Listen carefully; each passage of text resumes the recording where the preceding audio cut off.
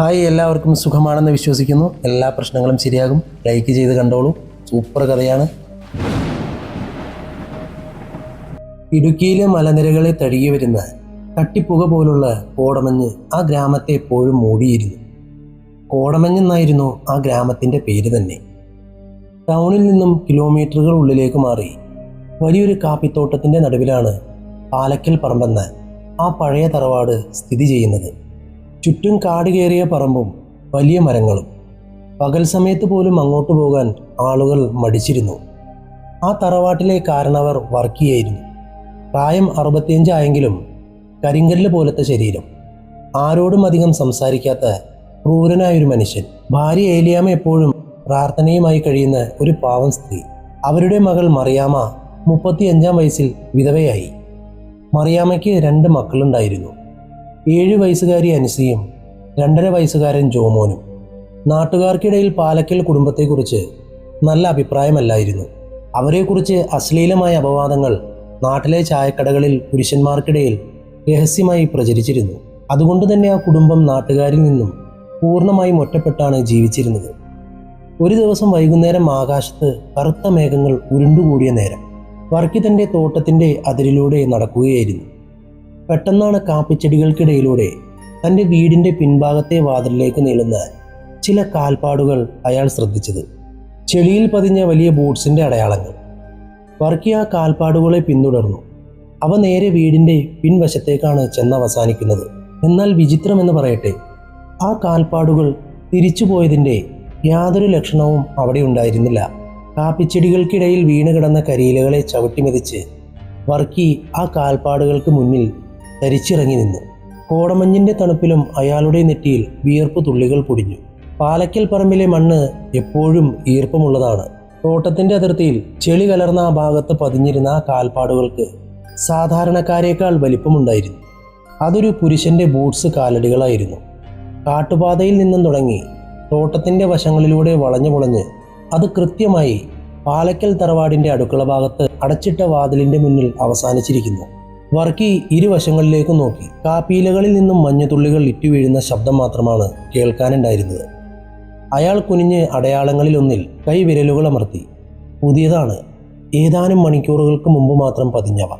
എന്നാൽ ഏറ്റവും ഭയപ്പെടുത്തുന്ന കാര്യം അതായിരുന്നില്ല. ആ കാൽപ്പാടുകൾ അടുക്കള വാതിൽ വരെ വന്നിട്ടുണ്ടെങ്കിലും അവിടെ നിന്നും തിരികെ പറമ്പിലേക്കോ കാട്ടിലേക്കോ പോയ ഒരൊറ്റ അടയാളം പോലും ആ പരിസരത്ത് എങ്ങുമില്ലായിരുന്നു. അതിനർത്ഥം ഒന്നു മാത്രം: ആ വന്നയാൾ ഇപ്പോഴും ആ വീടിനുള്ളിലോ അല്ലെങ്കിൽ ഇതിൻ്റെ പരിസരത്തോ എവിടെയോ ഒളിച്ചിരിപ്പുണ്ട്. വർക്കി കയ്യിലുണ്ടായിരുന്ന വലിയ തോട്ടക്കത്തി മുറുകെ പിടിച്ചു. ദേഷ്യവും സംശയവും അയാളുടെ മുഖത്ത് മാറി മറിഞ്ഞു. അയാൾ അടുക്കളവാതിൽ ശക്തമായി മുട്ടി. കതക് തുറന്നത് മകൾ മറിയാമ്മയായിരുന്നു. വിരിഞ്ഞിട്ട മുടിയും വിളറിയ മുഖവുമുള്ള 35-കാരി. അച്ഛൻ്റെ മുഖത്തെ ഭാവം കണ്ടവൾ ഒന്ന് പിന്നോട്ട് മാറി. എന്താച്ചാ, എന്തുപറ്റി? അവൾ ഭയത്തോട് ചോദിച്ചു. ഇന്ന് ഈ വഴി ആരെങ്കിലും വന്നായിരുന്നോ? വർക്കിയുടെ ശബ്ദം ഒരു ഗർജനം പോലെയായിരുന്നു. ഇല്ലല്ലോ, ഇങ്ങോട്ട് ആര് വരാനാ? രാവിലെ ആ പത്രക്കാരൻ ചെക്കൻ പീറ്റർ കവലയിൽ വെച്ച് പത്രം തന്നതല്ലാതെ ഈ പറമ്പിലേക്ക് ആരും കയറിയിട്ടില്ല. വർക്കി മറിയാമ്മയെ തള്ളിമാറ്റി അകത്തേക്ക് കയറി.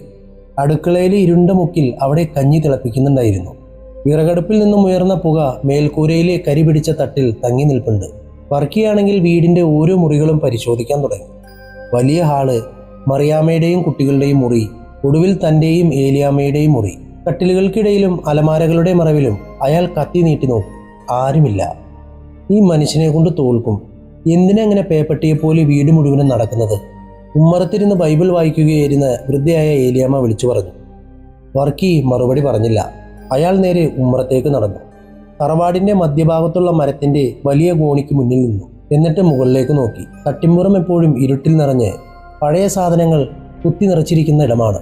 മറിയാമ്മേ, ആ ടോർച്ചിങ്ങെടുത്തേ, വർക്കി ആവശ്യപ്പെട്ടു. ടോർച്ചിൻ്റെ മഞ്ഞ വെളിച്ചം തട്ടിമ്പുറത്തിൻ്റെ മരപ്പലകകളിലേക്ക് അടിച്ചു. വർക്കി പടികൾ കയറി മുകളിലെത്തി. പൊടിയുടെയും പഴകിയ മരത്തിൻ്റെയും രൂക്ഷമായ ഗന്ധം മൂക്കിലേക്ക് അടിച്ചു കയറി. ഒരു വലിയ ഇരുമ്പ് പെട്ടി, കുറേ പഴയ പായകൾ, ചാക്കുകൾ, എല്ലാം അങ്ങനെ തന്നെയുണ്ട്. അയാൾ ടോർച്ച് വട്ടത്തിൽ വീശി. പെട്ടെന്ന് അയാളുടെ കണ്ണുകൾ തറയിലെ പൊടിപടലങ്ങളിലേക്ക് നീണ്ടു. അവിടെ തറയിൽ കിടന്ന കട്ടപ്പൊടിയിൽ ആരോ നടന്നുപോയതുപോലെ കൃത്യമായ അടയാളങ്ങൾ. അതുമാത്രമല്ല, ഒരു പഴയ ചാക്കിൻ്റെ മുകളിൽ ആരോ കുറേ നേരം ഇരുന്നതുപോലെ അത് അമർന്നു കിടന്നിരുന്നു. വശങ്ങളിൽ കുറച്ച് കരിപ്പൊടിയും വീണിട്ടുണ്ട്. വർക്കി തട്ടിമ്പുറത്തിൻ്റെ മുകളിൽ മേൽക്കൂരയിലേക്ക് നോക്കി. ഓടുകൾക്കിടയിലൂടെ വെളിച്ചം വരുന്നുണ്ട്. ഒരു ഓട് ചെറുതായി മാറ്റിവെച്ചിരുന്നു. അതിലൂടെ നോക്കിയാൽ പാലക്കൽ പറമ്പും തൊഴുത്തും കൃത്യമായി കാണാം. വർക്കിയുടെ നെഞ്ച് വേഗത്തിൽ ഇടിക്കാൻ തുടങ്ങി. ആരോ തൻ്റെ വീടിൻ്റെ മുകളിൽ വന്ന് താമസിക്കുന്നുണ്ട്. തങ്ങളെ മുഴുവൻ സമയവും നിരീക്ഷിക്കുന്നുണ്ട്. അയാൾ താഴേക്ക് ഇറങ്ങി വരുമ്പോൾ മറിയാമ്മയുടെ മകൾ 7 വയസ്സുകാരി അൻസി ഉമ്മറത്തിരുന്ന് വരയ്ക്കുകയായിരുന്നു. വർക്കി അവളുടെ അരികിലേക്ക് ചെന്ന് ചോദിച്ചു, മോളെ അൻസി, നീ മുകളിൽ എന്തെങ്കിലും ശബ്ദം കേട്ടോ? അൻസി പേടിയോടെ അപ്പൂപ്പനെ നോക്കി. എന്നിട്ട് തലയാട്ടി. കേട്ടു അപ്പൂപ്പ. രാത്രിയിൽ എല്ലാവരും ഉറങ്ങുമ്പോൾ മുകളിൽ ആരോ നടക്കുന്നത് പോലെ തോന്നും. വലിയ ബൂട്ട്സിട്ട കാലടികൾ. പതുക്കെ പതുക്കെ. ചിലപ്പോൾ കട്ടിലിൻ്റെ അടിയിൽ നിന്നും ആരോ ശ്വാസം വിടുന്നത് പോലെയും തോന്നും. ഞാൻ അമ്മയോട് പറഞ്ഞപ്പോൾ അമ്മ എന്നെ വഴക്ക് പറഞ്ഞു. മറിയാമ്മ പെട്ടെന്ന് അങ്ങോട്ട് വന്ന് അൻസിയുടെ കയ്യിൽ പിടിച്ചു വലിച്ചു. നീ ഇവിടെ ഇരുന്ന് കഥയുണ്ടാക്കാതെ അകത്തുപോയി പഠിക്കുമോളെ. അച്ഛാ, നിങ്ങളും കൂടി ഈ കൊച്ചിനെ പേടിപ്പിക്കല്ലേ. കാറ്റടിക്കുമ്പോൾ മുകളിലെ മരക്കൊമ്പുകൾ മേൽക്കൂരയിൽ വന്ന് മുട്ടുന്നതാവും. അല്ല മറിയാമേ, അത് കാറ്റല്ല, വർക്കി ഗൗരവത്തിൽ പറഞ്ഞു. നാട്ടിലെ ഏതോ മോൻ എൻ്റെ പറമ്പിലേക്ക് അതിക്രമിച്ച് കയറിയിട്ടുണ്ട്. എവിടെ ഇരിക്കുന്നുണ്ടെന്ന് എനിക്ക് കൃത്യമായി അറിയാം. രാത്രിയിൽ ഞാൻ അവനെ പൂട്ടിക്കോളാം. അന്ന് രാത്രി പാലക്കൽ തറവാട് പതിവിലും നേരത്തെ നിശബ്ദമായി. 10 മണിയായപ്പോഴേക്കും വിളക്കുകളെല്ലാം അണഞ്ഞു. പുറത്ത് കോടമഞ്ഞ് കൂടുതൽ കനത്തു. ജനലുകൾക്കപ്പുറം എന്താണ് നടക്കുന്നതെന്ന് കാണാൻ പോലും കഴിയാത്ത വിധം ഇരുട്ടും മഞ്ഞും ആ വീടിനെ വിഴുങ്ങി. വർക്കി കട്ടിലിൽ കിടക്കുകയായിരുന്നു. കണ്ണടച്ചിട്ടില്ല. കൈകൾ കട്ടിലിൻ്റെ അടിയിൽ ഒളിപ്പിച്ചു വച്ചിരുന്ന മൂർച്ചയുള്ള കൈക്കോടാലിയിൽ മുറുകിയിരുന്നു. സമയം അർദ്ധരാത്രിയോടടുത്തു. പെട്ടെന്ന് മുകളിലെ തട്ടിമ്പുറത്തു നിന്നും ആ ശബ്ദം വീണ്ടും കേട്ടു. പഴകിയ മരപ്പലകകൾ ഒരു മനുഷ്യന്റെ ഭാരത്താൽ അമരുന്ന ശബ്ദം. അത് വളരെ പതുക്കെയായിരുന്നു. മുകളിൽ നിന്നും ആ കാലടികൾ ഗോണിയുടെ അടുത്തേക്ക് നീങ്ങുന്നതായി വർക്കിക്ക് മനസ്സിലായി. അയാൾ ശ്വാസം അടക്കി പിടിച്ച് കട്ടിലിൽ നിന്നും എഴുന്നേറ്റ് ജനലിലൂടെ പുറത്തേക്ക് നോക്കി. വർക്കി ഞെട്ടിപ്പോയി. തോട്ടത്തിൻ്റെ അതിർത്തിയിൽ മഞ്ഞിൻ്റെ മറവിൽ ഒരു കറുത്ത രൂപം നിന്നിരുന്നു. ഒരു നീണ്ട ഓവർകോട്ട് ധരിച്ച മുഖം മൂടിയൊരു രൂപം. അങ്ങനെയെങ്കിൽ മുകളിലെ തട്ടിമ്പുറത്തുള്ളത് ആരാണ്? പുറത്തു നിൽക്കുന്നത് ആരാണ്? തറവാടിൻ്റെ ചുറ്റും ഒന്നിലധികം ആളുകൾ കെണിയൊരുക്കി നിൽക്കുകയാണോ? പാലക്കൽ പറമ്പിലേക്ക് മരണം അതിൻ്റെ കാൽപ്പാടുകൾ പതിപ്പിച്ചു കഴിഞ്ഞിരുന്നു. പിറ്റേന്ന് രാവിലെ പാലക്കൽ പറമ്പിലെ അന്തരീക്ഷം കൂടുതൽ കലുഷിതമായിരുന്നു. വീട്ടിലെ പഴയ വേലക്കാരി ലക്ഷ്മിയമ്മ പുലർച്ചെ തന്നെ അലമുറയിട്ടുകൊണ്ട് അടുക്കള ഭാഗത്ത് നിന്നും ഓടി ഉമ്മറത്തേക്ക് വന്നു. അവളുടെ കൈകൾ വിറയ്ക്കുന്നുണ്ടായിരുന്നു. ഞാൻ ഈ ശാപമേറ്റ വീട്ടിൽ ഇനി നിൽക്കില്ല വർക്കേട്ടാ. എന്നെ വിട്ടേക്ക്. എൻ്റെ കൂലി പോലും എനിക്ക് വേണ്ട, ലക്ഷ്മിയമ്മ കരഞ്ഞുകൊണ്ട് പറഞ്ഞു. ഏലിയാമ്മ ബൈബിൾ മാറ്റിവെച്ച് എഴുന്നേറ്റ് വന്നു. എന്താ ലക്ഷ്മിയമ്മ ഇത്? രാവിലെ തന്നെ എന്ത് പറ്റി? രാവിലെ ഞാൻ കിണറ്റിൽ നിന്നും വെള്ളം കോരാൻ ചെന്നതാ. കിണറ്റിൻ്റെ കല്ലിൽ ചോര പുരണ്ടിരിക്കുന്നു. അതുമാത്രമല്ല, പശുത്തൊഴുത്തിൽ ചെല്ലുമ്പോൾ അവിടുത്തെ കതക് അകത്തു നിന്നും പൂട്ടിയിരിക്കുന്നു. ഞാൻ ജനലിലൂടെ നോക്കിയപ്പോൾ ഉള്ളിൽ ആരോ ഒളിച്ചു നിൽക്കുന്നത് പോലെ. ഈ പറമ്പിൽ മനുഷ്യരല്ല ഉള്ളത്, എന്തോ പ്രേതബാധയുണ്ട്. ലക്ഷ്മിയമ്മ തൻ്റെ ചെറിയ തുണി സഞ്ചിയും എടുത്ത് തോട്ടത്തിലെ കാട്ടുപാതയിലൂടെ കവല ലക്ഷ്യമാക്കി ഓടി. വർക്കി അവരെ തടയാൻ ശ്രമിച്ചില്ല. അയാൾ നേരെ കിണറ്റിൻ്റെ അരികിലേക്ക് നടന്നു. ലക്ഷ്മിയമ്മ പറഞ്ഞത് സത്യമായിരുന്നു. കിണറ്റിൻ്റെ വശത്തെ സിമന്റ് കട്ടയിൽ കട്ട പിടിച്ച ചോരയുടെ അടയാളം.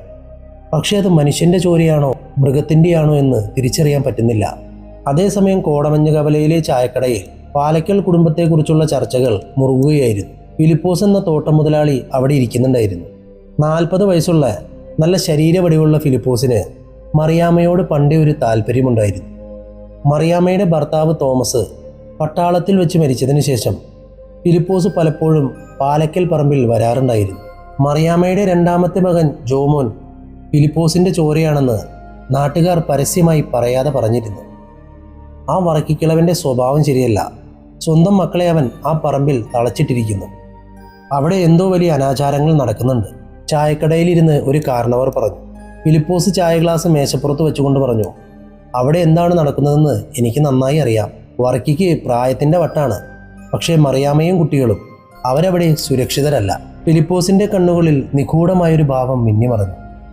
അന്ന് ഉച്ച കഴിഞ്ഞ് 3 മണിയോടെയാണ് പുതിയ വേലക്കാരി റോസാമ്മ പാലക്കൽ പറമ്പിലേക്ക് വരുന്നത്. 22 വയസ്സുള്ള ദരിദ്ര കുടുംബത്തിൽ നിന്നുള്ളൊരു പെൺകുട്ടി. തോട്ടത്തിലെ പണികൾ ചെയ്തും വീട്ടുപണി ചെയ്തും ജീവിക്കുന്നവർ.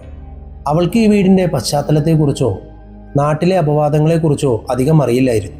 റോസാമ്മ പറമ്പിലേക്ക് കയറി വരുമ്പോൾ മറിയാമ്മ ഉമ്മറത്ത് ഇരിപ്പുണ്ടായിരുന്നു. നീയാണോ റോസമ്മ? ലക്ഷ്മി പോയതുകൊണ്ട് പണികൾ ഒരുപാട് കിടപ്പുണ്ട്. വേഗം അടുക്കളയിലേക്ക് പോയിക്കോ, മറിയാമ്മ പറഞ്ഞു. റോസമ്മ അകത്തേക്ക് നടക്കുമ്പോൾ കുഞ്ഞു ജോമോൻ ഉമ്മറത്ത് ഒരു തടിപ്പാവയുമായി കളിക്കുകയായിരുന്നു. അവൾ അവനെ നോക്കി പുഞ്ചിരിച്ചു.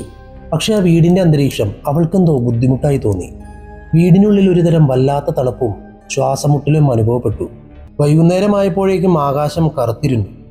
വരാനിരിക്കുന്ന വലിയൊരു കൊടുങ്കാറ്റിൻ്റെ സൂചനയെന്നോണം കാറ്റ് ശക്തമായി വീശാൻ തുടങ്ങി. വർക്കി വൈകുന്നേരം തൊഴുത്തിൽ പോയി പശുക്കളെ കെട്ടി. തിരികെ വരുമ്പോൾ അയാൾ ഉമ്മറത്തെ തിണ്ണയിലിരുന്ന വടിവാളെടുത്ത് തൻ്റെ മുറിയിലേക്ക് മാറ്റിവെച്ചു. രാത്രിയിൽ എന്ത് സംഭവിച്ചാലും നേരിടാൻ അയാൾ തയ്യാറായിരുന്നു.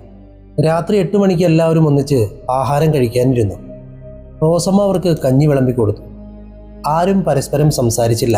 മരണതുല്യമായൊരു നിശബ്ദത ആ ഭക്ഷണമേശയിലുണ്ടായിരുന്നു. ഭക്ഷണമെല്ലാം കഴിച്ച ശേഷം റോസമ്മ അടുക്കളയുടെ വശത്തുള്ള ചെറിയ കോട്ടേജിലേക്ക്, അതായത് അവർക്ക് കിടക്കാനൊരുക്കിയ ഒരു ചെറിയ മുറിയിലേക്ക് പോയി. മറിയാമ്മ കുട്ടികളെയും കൂട്ടി കിടപ്പ് മുറിയിലേക്ക് നടന്നു. വർക്കിയും ഏലിയാമ്മയും തങ്ങളുടെ മുറിയിലേക്കും കയറി കതകടച്ചു. രാത്രി 9:30 കഴിഞ്ഞിരിക്കാം. പെട്ടെന്ന് തൊഴുത്തിൻ്റെ ഭാഗത്തു നിന്നും ഭയങ്കരമായൊരു ശബ്ദം കേട്ടു. പശുക്കൾ ഭയന്ന് നിലവിളിക്കുന്നതും കയറുകൾ വലിഞ്ഞു പൊട്ടുന്നതുമായ ശബ്ദം. വർക്കി പെട്ടെന്ന് കണ്ണു തുറന്നു. അയാൾ കട്ടിലിൽ നിന്നും ചാടി എഴുന്നേറ്റു. ടോർച്ചും വടിവാളും കയ്യിലെടുത്തു.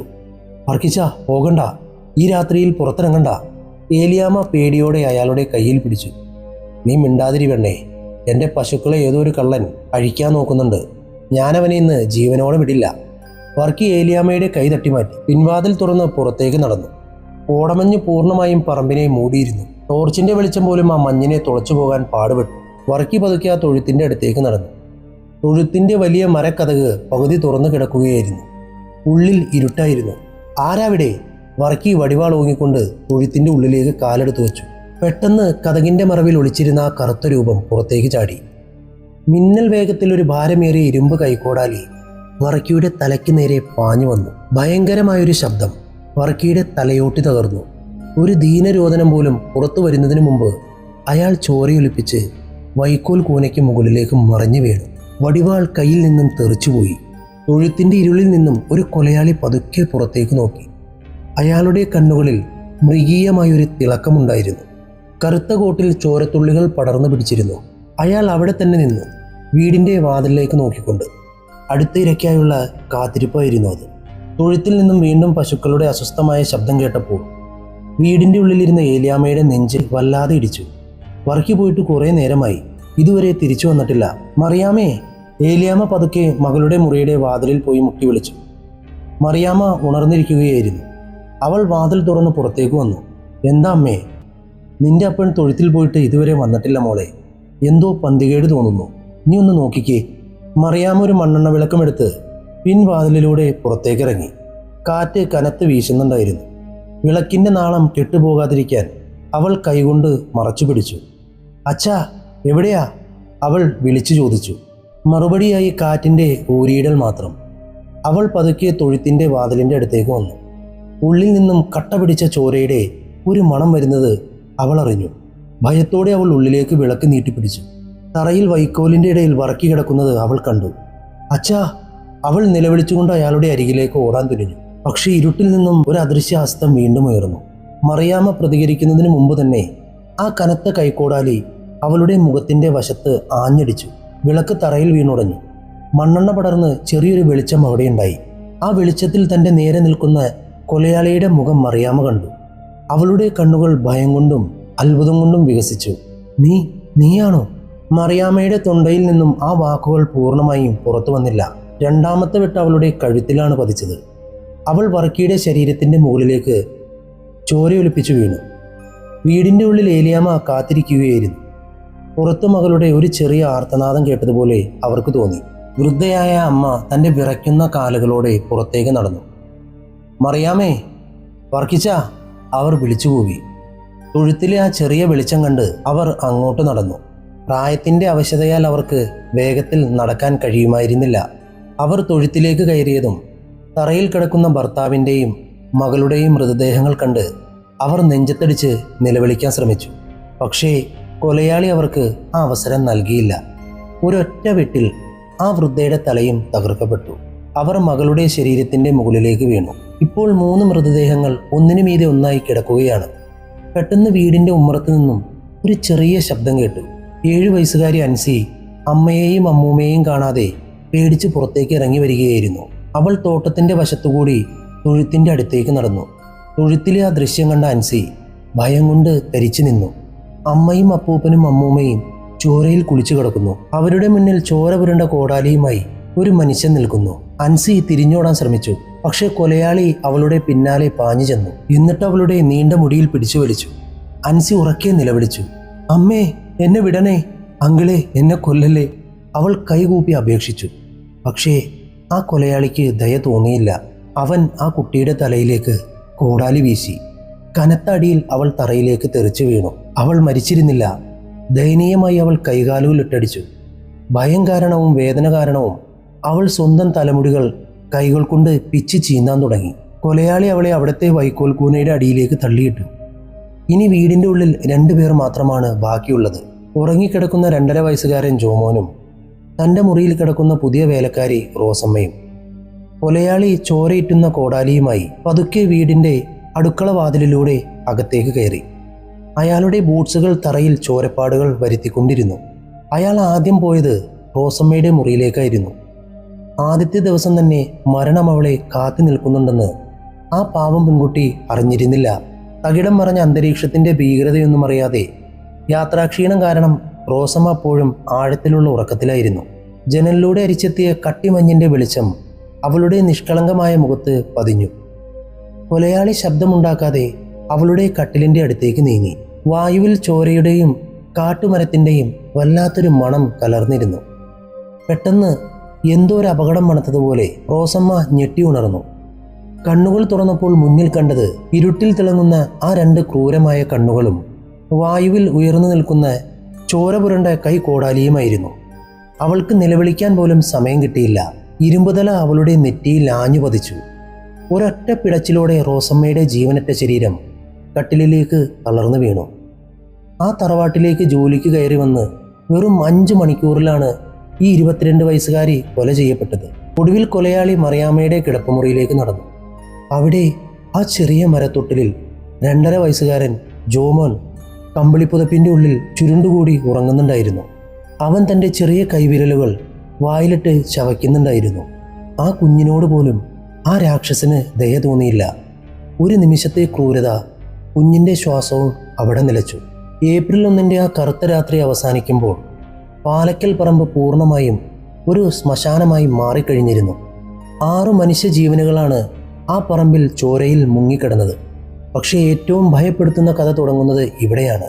കൊലപാതകത്തിന് ശേഷം ആ കൊലയാളി അവിടുന്ന് രക്ഷപ്പെടാൻ ശ്രമിച്ചില്ല. അയാൾ തറവാട്ടിൽ തന്നെ തുടരാൻ തീരുമാനിച്ചു. 6 ജീർണിക്കാൻ പോകുന്ന മൃതദേഹങ്ങളോടൊപ്പം. ഏപ്രിൽ 2-ാം തീയതി പുലർച്ചെ കോടമഞ്ഞ ഗ്രാമം ഉണർന്നു. പതിവ് പോലെ കാപ്പിത്തോട്ടങ്ങളിലേക്ക് പണിക്കാർ നടന്നുപോയി. അവർ പാലക്കൽ പറമ്പിൻ്റെ വശത്തുകൂടി കടന്നു പോകുമ്പോൾ തറവാടിൻ്റെ ചിമ്മിനിയിൽ നിന്നും ആകാശത്തേക്ക് പുക ഉയരുന്നത് കണ്ടു. അടുക്കളയിൽ ആരോ ആഹാരം പാകം ചെയ്യുന്നുണ്ടായിരുന്നു. തറവാട്ടിലെ പശുക്കൾ കൃത്യസമയത്ത് കരയുന്നുണ്ടായിരുന്നു. അവയ്ക്ക് വെള്ളവും വൈക്കോലും ലഭിച്ചിരുന്നു. ഉച്ചയ്ക്ക് ചായക്കടയിലേക്ക് പോകുന്ന വഴിയിൽ പത്രക്കാരൻ ചെക്കൻ പീറ്റർ പാലക്കൽ പറമ്പിൻ്റെ ഗേറ്റിൻ്റെ അടുത്തേക്ക് വന്നു. സാധാരണ വർക്കിക്കിളവൻ ഉമ്മറത്ത് കാണാറുള്ളതാണ്. പക്ഷേ ഇന്ന് ആരെയും കണ്ടില്ല. പീറ്റർ ഉമ്മറത്തെ തിണ്ണയിലേക്ക് പത്രം എറിഞ്ഞു കൊടുത്തു. അവൻ തിരികെ നടക്കുമ്പോൾ വീടിൻ്റെ ജനൽശീല ചെറുതായി നീക്കി ആരോ തന്നെ നോക്കുന്നതായി അവന് തോന്നി. മറിയാമ്മയായിരിക്കുമെന്നാണ് അവൻ കരുതിയത്. പക്ഷെ അത് ആ കൊലയാളിയായിരുന്നു. അന്ന് രാത്രിയും ആ വീട്ടിൽ വിളക്കുകൾ തെളിഞ്ഞു. കൊലയാളി വർക്കിയുടെ വലിപ്പമുള്ള ബൂട്ട്സുകൾ ധരിച്ച് വീടിൻ്റെ ഉള്ളിലൂടെ നടന്നു. അടുക്കളയിലുണ്ടായിരുന്ന അരിയും മാംസവും എടുത്ത് അയാൾ ആഹാരം പാകം ചെയ്തു. വർക്കിയുടെ മേശപ്പുറത്തിരുന്ന വില കൂടിയ വിദേശമദ്യം അയാൾ ഗ്ലാസ്സിലേക്ക് പകർന്നു. തറവാടിൻ്റെ തട്ടിമ്പുറത്തിരുന്ന അയാൾ ജനലിലൂടെ പുറത്തെ ഇരുട്ടിലേക്ക് നോക്കി ചിരിച്ചു. തൊഴുത്തിൽ തൻ്റെ കൈകളാൽ കൊല്ലപ്പെട്ടവർ കിടക്കുന്നുണ്ടെന്ന ഭയം ആ മനുഷ്യനെ ഒട്ടും അസ്വസ്ഥനാക്കിയില്ല. ഏപ്രിൽ 3 കഴിഞ്ഞു.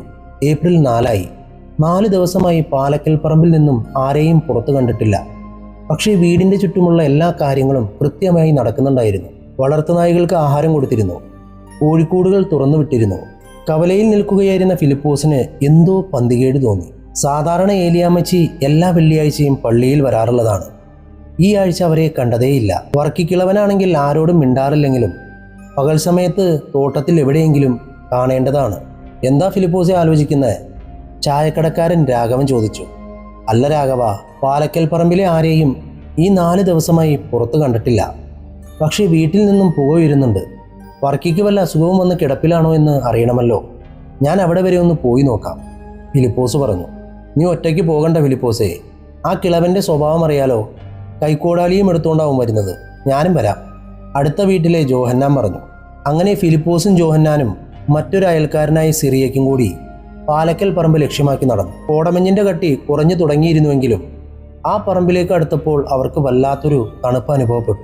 പറമ്പിൻ്റെ ഗേറ്റ് കടന്ന് അവർ ഉള്ളിലേക്ക് കയറി. അന്തരീക്ഷം വല്ലാതെ നിശബ്ദമായിരുന്നു. ഒരു കാക്ക പോലും ആ പരിസരത്ത് പറക്കുന്നുണ്ടായിരുന്നില്ല. അവർ മൂവരും തറവാടിൻ്റെ മുന്നിലെ വലിയ മുറ്റത്തേക്ക് നടന്നു വന്നു. തിണ്ണയിൽ 3 ദിവസത്തെ പത്രങ്ങൾ ചുരുണ്ടുകൂടി കിടക്കുന്നുണ്ടായിരുന്നു. കാറ്റിൽ അവയുടെ താളുകൾ പതുക്കെ മറിയുന്നുണ്ടായിരുന്നു. പറക്കേട്ടാ, മറിയാമേ, ഫിലിപ്പോസ് ഉമ്മറത്ത് വന്ന് ഉറക്കെ വിളിച്ചു. മറുപടി ഒന്നും ഉണ്ടായില്ല. ജോഹന്നാൻ മുന്നോട്ട് വന്ന് പ്രധാന വാതിലിൽ തട്ടി. അത് അകത്തു നിന്നും ശക്തമായി പൂട്ടിയിരിക്കുന്നു. അവർ വീടിൻ്റെ ചുറ്റും നടന്നു. എല്ലാ ജനലുകളും ഉള്ളിൽ നിന്നും അടച്ചിട്ടിരിക്കുന്നു. പക്ഷേ വിചിത്രമെന്ന് പറയട്ടെ, അടുക്കളയിലെ അടുപ്പിൽ നിന്നും ചാരത്തിൻ്റെ ചെറിയ മണം ഇപ്പോഴും വരുന്നുണ്ടായിരുന്നു. എടാ, ആളുകൾ ഉള്ളിലുണ്ടെങ്കിൽ വിളിച്ചാൽ കേൾക്കേണ്ടതല്ലേ? ഇതെന്താ ഒരു അനക്കവുമില്ലാത്തത്? സിറിയക്ക് ഭയത്തോടെ ചോദിച്ചു. നമുക്കാദ്യം ആ തൊഴുത്തിൻ്റെ ഭാഗത്തേക്ക് പോയി നോക്കാം. പശുക്കൾ അവിടെ കിടന്ന് അസ്വസ്ഥമായി കരയുന്നുണ്ട്, ഫിലിപ്പോസ് ചൂണ്ടിക്കാണിച്ചു. അവർ 3 പേരും തറവാടിൻ്റെ പിൻഭാഗത്തുള്ള വലിയ തൊഴുത്തിലേക്ക് നടന്നു. തൊഴുത്തിൻ്റെ ഭാരമേറിയ മരക്കതക് പുറത്തു നിന്നും ഒരു തടിപ്പലക വെച്ച് ചാരി വച്ചിരിക്കുകയായിരുന്നു. ഫിലിപ്പോസ് ആ പലക മാറ്റി കതക് പതുക്കെ തള്ളി തുറന്നു. കതക് തുറന്ന നിമിഷം അകത്തു നിന്നും അടിച്ചു കയറിയ ആ രൂക്ഷമായ ഗന്ധം അവരുടെ മൂക്കിലേക്ക് തുളച്ചു കയറി. ചീഞ്ഞഴുകിയ ചോരയുടെയും മാംസത്തിൻ്റെയും അസഹ്യമായ നാറ്റം. അവർ മൂവരും കൈകൊണ്ട് മൂക്ക് പൊത്തിപ്പിടിച്ചു. തൊഴുത്തിൻ്റെ ഉള്ളിലേക്ക് വെളിച്ചം കുറവായിരുന്നു. തറയിൽ വലിയൊരു വൈക്കോൽ കൂന കിടപ്പുണ്ടായിരുന്നു. അതിൻ്റെ മുകളിലും ചുറ്റും കറുത്ത ഈച്ചകൾ കൂട്ടമായി വട്ടമിട്ട് പറക്കുന്നുണ്ടായിരുന്നു. എന്തോ ചത്ത് ചീഞ്ഞിട്ടുണ്ടല്ലോ, വല്ല പശുവോ മറ്റോ ആവും, ജോഹന്നാൻ പറഞ്ഞു. ഫിലിപ്പോസ് മുന്നോട്ട് നടന്ന് ആ വൈക്കോൽ കൂനയിലേക്ക് നോക്കി. പെട്ടെന്ന് അയാളുടെ കണ്ണുകൾ ഒരു കാഴ്ചയിൽ ഉടക്കി നിന്നു. വൈക്കോലിൻ്റെ അടിയിൽ നിന്നും പുറത്തേക്ക് തള്ളി നിൽക്കുന്ന ഒരു മനുഷ്യൻ്റെ കൈ. വിരലുകളിൽ സ്വർണ്ണ മോതിരമുണ്ട്. അത് വർക്കിയുടെ കൈയായിരുന്നു. ഈശ്വര, ഇതെന്താ ഇത്? ഫിലിപ്പോസ് നിലവിളിച്ചുകൊണ്ട് പിന്നോട്ട് മാറി. ധൈര്യം സംഭരിച്ച് ജോഹന്നാനും സിറിയക്കും കൂടി അവിടുത്തെ വൈക്കോലുകൾ മാറ്റി നോക്കി. ആ കാഴ്ച കണ്ട് അവരുടെ ചോര മരവിച്ചു പോയി. അവിടെ ഒന്നിനും ഇത് ഒന്നായി 4 മൃതദേഹങ്ങൾ കിടക്കുന്നു. ഏറ്റവും മുകളിൽ വർക്കി. അയാളുടെ തലയോട്ടി പിളർന്ന് മസ്തിഷ്കം പുറത്തേക്ക് വന്നിരിക്കുന്നു. കണ്ണുകൾ ഭയത്തോടെ തുറന്നിരിക്കുന്നു. അതിന് തൊട്ടു താഴെ ഏലിയാമ്മച്ചി. അവരുടെ മുഖം തിരിച്ചറിയാൻ കഴിയാത്ത വിധം തകർക്കപ്പെട്ടിരിക്കുന്നു. മൂന്നാമതായി മറിയാമ്മയുടെ മനോഹരമായ മുഖത്ത് അനേകം വെട്ടുകൾ ഏറ്റിരിക്കുന്നു. അവളുടെ വസ്ത്രങ്ങൾ ചോരയിൽ കുതിർന്നു കിടക്കുന്നു. എല്ലാറ്റിനും താഴെ ആ വൈക്കോലിൻ്റെ ഉള്ളിൽ ഒളിപ്പിച്ച നിലയിൽ 7 വയസ്സുകാരി അൻസി. അവളുടെ ചെറിയ കൈകൾ സ്വന്തം തലമുടിയിൽ മുറുകെ പിടിച്ചിട്ടുണ്ടായിരുന്നു. മരിക്കുന്നതിന് മുമ്പ് അവൾ അനുഭവിച്ച ആ വലിയ വേദനയുടെയും പേടിയുടെയും അടയാളമായിരുന്നു അത്. കൊലപാതകം, ആരും ഇവരെ വെട്ടിക്കൊന്നിരിക്കുന്നു. സിറിയയ്ക്ക് ഉറക്കി നിലവിളിച്ചുകൊണ്ട് തൊഴുത്തിൻ്റെ പുറത്തേക്ക് ഓടി ഛർദ്ദിക്കാൻ തുടങ്ങി. ഫിലിപ്പോസ് മറിയാമ്മയുടെ മൃതദേഹത്തിലേക്ക് നോക്കി തളർന്നുപോയി. അവളുടെ തുറന്നിരുന്ന കണ്ണുകൾ തന്നെ നോക്കുന്നത് പോലെ അയാൾക്ക് തോന്നി. അയാളുടെ കൈകാലുകൾ വിറയ്ക്കുന്നുണ്ടായിരുന്നു. ഫിലിപ്പോസേ, വാതിലിൽ നോക്ക്, ജോഹന്നാൻ വിളിച്ചു പറഞ്ഞു. തൊഴുത്തിൻ്റെ കതകിൻ്റെ ഉൾവശത്ത് ചോര പുരണ്ട കൈപ്പത്തികളുടെ അടയാളങ്ങളുണ്ടായിരുന്നു. അതിനർത്ഥം കൊലയാളി ഇവരെ ഓരോരുത്തരെയായി ഉള്ളിലേക്ക് വിളിച്ചു വരുത്തി വെട്ടിക്കൊല്ലുമ്പോൾ പുറത്തേക്ക് ഓടാൻ ശ്രമിച്ചവർ കതകിൽ പിടിച്ച് പിടഞ്ഞതിൻ്റെ അടയാളങ്ങളായിരുന്നു അത്. പക്ഷേ കുട്ടനെവിടെ? മറിയാമ്മയുടെ ചെറിയ കുഞ്ഞെവിടെ? പുതിയ വേലക്കാരി പെണ്ണെവിടെ? ജോഹന്നാൻ ഓർത്തു. അവർ ഭയത്തോടെ തറവാടിൻ്റെ വീടിൻ്റെ നേരെ നോക്കി. ആ മൃതദേഹങ്ങൾ അവിടെ കിടക്കുമ്പോഴും വീടിൻ്റെ ഉള്ളിൽ നിന്നും ഒരു ചെറിയ റേഡിയോ സംഗീതത്തിൻ്റെ ശബ്ദം വായുവിൽ ഒഴുകി വരുന്നുണ്ടായിരുന്നു. വീടിൻ്റെ ഉള്ളിൽ ഇപ്പോഴും ആരുമുണ്ട്. ആ ഭീകരമായ കാഴ്ചയിൽ നിന്നും മുക്തമാകുന്നതിന് മുമ്പ് തന്നെ ഫിലിപ്പോസും ജോഹന്നാനും വീടിൻ്റെ നേരെ നടന്നു. സിറിയക്കപ്പോഴേക്ക് നാട്ടുകാരെ വിവരമറിയിക്കാൻ കവലയിലേക്ക് ഓടിയിരുന്നു. ജോഹന്നാൻ തറയിൽ കിടന്ന് ഒരു വലിയ തടിക്കഷ്ണമെടുത്ത് അടുക്കള ഭാഗത്തെ ജനൽ അടിച്ചു തകർത്തു. അതിലൂടെ കൈയിട്ട് അകത്തു നിന്നും പൂട്ടിയിരുന്ന കതകിൻ്റെ ചിപ്സ് മാറ്റി. അവർ രണ്ടുപേരും പതുക്കെ വീടിൻ്റെ അടുക്കളയിലേക്ക് പ്രവേശിച്ചു. അടുക്കളയിൽ വല്ലാത്തൊരു ശാന്തതയായിരുന്നു. ഒരു വലിയ പാത്രത്തിൽ കഞ്ഞി വെച്ചിട്ടുണ്ടായിരുന്നു. അത് തണുത്തുറഞ്ഞു കിടക്കുന്നു.